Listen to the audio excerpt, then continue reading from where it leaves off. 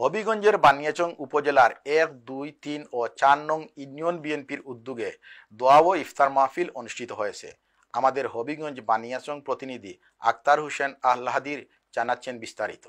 বানিয়াচং কামালখানি হাসান মঞ্জিলে উপজেলা বিএনপির ভারপ্রাপ্ত সভাপতি আলহাজ মোস্তফা আল-হাদির সভাপতিত্বে ও ভারপ্রাপ্ত সাধারণ সম্পাদক জাহির হোসেন এর সঞ্চালনায় এ দোয়া ও ইফতার মাহফিল অনুষ্ঠিত হয়। দোয়া ও ইফতার মাহফিলে এ সময় প্রধান অতিথি হিসেবে উপস্থিত ছিলেন বিএনপি চেয়ারপারসন বেগম খালেদা জিয়ার উপদেষ্টা ডাক্তার সাখাওয়াত হাসান জীবন। বিশেষ অতিথি হিসেবে উপস্থিত ছিলেন উপজেলা বিএনপির সাবেক সভাপতি মুজিবুল হোসেন মারুফ, সাবেক আহ্বায়ক লুৎফর রহমান, সাবেক সাধারণ সম্পাদক ফরহাদ হোসেন বকুল, মহিলা দলের সভাপতি তানিয়া খানম সহ উপজেলা ইউনিয়ন বিএনপির অঙ্গ ও সহযোগী সংগঠন সহ আজমিরগঞ্জ উপজেলার নেতৃবৃন্দ, বানিয়াচং জামাতে ইসলামী, খেলাফত মজলিস, জমিয়তে উলামা ইসলামের নেতৃবৃন্দ, সমন্বয়ক প্রতিনিধি সহ বিভিন্ন রাজনৈতিক সামাজিক নেতৃবৃন্দ উপস্থিত ছিলেন। পরে মহান স্বাধীনতার ঘোষক বিএনপির প্রতিষ্ঠাতা শহীদ রাষ্ট্রপতি জিয়াউর রহমান, সাবেক প্রধানমন্ত্রী বেগম খালেদা জিয়া, দেশনায়ক তারেক রহমানের সুস্বাস্থ্য ও দীর্ঘায়ু কামনা, মরহুম আরাফাত রহমান কুকুর রুহের মাগফিরাত সহ বিশ্ব মুসলিম উম্মার শান্তি কামনা করে বিশেষ দোয়া মোনাজাত অনুষ্ঠিত হয়।